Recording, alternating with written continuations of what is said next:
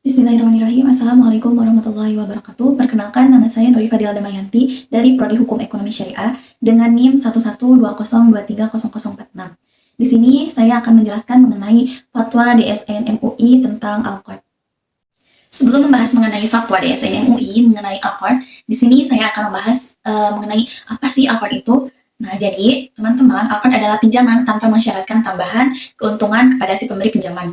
Prinsip dasar dari Al-Qard ini adalah membantu sesama tanpa mengenakan biaya tambahan. Praktik Al-Qard ini berdasarkan pada keadilan dan saling tolong-menolong dalam masyarakat. Apa aja sih rukun dari Al-Qard? Ada 4. Yang pertama ada peminjam atau muqtarid, yang kedua ada pemberi pinjaman atau muqrid, yang ketiga ada barang atau mukul ilahi, dan yang terakhir ada ijab qabul atau sigon. Fatwa DSN MUI nomor 19 DSN MUI 4 2001 memutuskan tentang Al-Qard. Ketentuan umum Al-Qard. Yang pertama, Al-Qard adalah pinjaman yang diberikan kepada nasabah atau muqtarid yang memerlukan. Yang kedua, nasabah Al-Qard wajib mengembalikan jumlah pokok yang diterima pada waktu yang telah disepakati bersama. Yang ketiga, biaya administrasi dibebankan kepada nasabah. Yang keempat, LKS atau Lembaga Keuangan Syariah dapat meminta jaminan kepada nasabah bila mana dipandang perlu. Yang kelima, nasabah Al-Qard dapat memberikan tambahan atau sumbangan dengan sukarela kepada LKS atau Lembaga Keuangan Syariah selama tidak diperjanjikan dalam akad. Yang keenam, jika nasabah tidak dapat mengembalikan sebagian atau seluruh kewajiban pada saat yang telah disepakati dan LKS, Lembaga Keuangan Syariah, telah memastikan ketidakmampuannya, maka LKS dapat memperpanjang jangka waktu pengembalian atau menghapus atau write off sebagian atau seluruh kewajibannya. Sanksi. Yang pertama, dalam hal nasabah tidak menunjukkan keinginan untuk mengembalikan sebagian atau seluruh kewajibannya dan bukan karena ketidakmampuannya, maka LKS atau Lembaga Keuangan Syariah dapat menjatuhkan sanksi kepada nasabah. Yang kedua, sanksi yang dijatuhkan kepada nasabah sebagaimana dimaksud butir 1 dapat berupa dan tidak terbatas pada penjualan barang jaminan. Yang ketiga, jika barang jaminan tidak mencukupi, nasabah tetap harus memenuhi kewajibannya secara penuh. Selanjutnya, sumber dana. Sumber dana Al-Qard dapat bersumber dari yang pertama, bagian modal dari Lembaga Keuangan Syariah, yang kedua, keuntungan lembaga syariah yang disisihkan, dan yang ketiga, lembaga lain atau individu yang mempercayakan penyaluran infaknya kepada Lembaga Keuangan Syariah.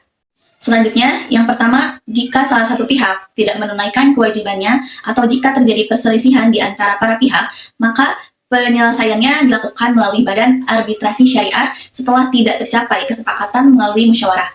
Yang kedua, fatwa ini berlaku sejak tanggal ditetapkan dengan ketentuan jika di kemudian hari terdapat kekeliruan akan diubah dan disempurnakan sebagaimana mestinya. Di sini terdapat landasan atau dalil Al-Quran mengenai Al-Qard, yaitu terdapat dalam Quran Surat Al-Ma'idah ayat 5 yang berbunyi Bismillahirrahmanirrahim, Ya ayyuhalladzina amanu awfu bil uqud, yang artinya, hai orang-orang yang beriman, penuhilah akad-akad itu. Quran Surat Al-Ma'idah, surat kelima ayat 1. Terdapat pula dalam surat Al-Baqarah ayat 280 yang berbunyi Fa in kana dzaw usrati fanadiratu ila maisarah, yang artinya, dan jika ia atau orang yang berhutang itu dalam kesulitan, berilah tangguh sampai ia berkelapangan. Quran Surat Al-Baqarah surat kedua ayat 280. Terdapat pula dari hadis, yaitu sebagaimana sabda Rasulullah SAW yang artinya, perdamaian dapat dilakukan di antara kaum muslimin kecuali perdamaian mengharamkan yang halal atau menghalalkan yang haram, dan kaum muslimin terikat dengan syarat-syarat mereka kecuali syarat yang mengharamkan yang halal dan menghalalkan yang haram. Nah, di sini juga terdapat kaidah fikih yang berbunyi kullu qaradin haraman fa'atun fahuwa riba, yang artinya setiap utang piutang yang mendatangkan manfaat bagi yang berpiutang atau muqrid adalah riba.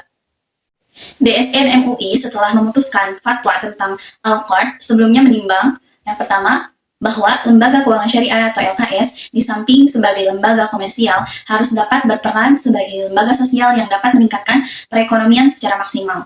Yang kedua, bahwa salah satu sarana peningkatan perekonomian yang dapat dilakukan oleh LKS atau Lembaga Keuangan Syariah adalah penyaluran dana melalui prinsip Al-Qard, yakni suatu akad pinjaman kepada nasabah dengan ketentuan bahwa nasabah wajib mengembalikan dana yang diterimanya kepada LKS pada waktu yang telah disepakati oleh LKS dan nasabah.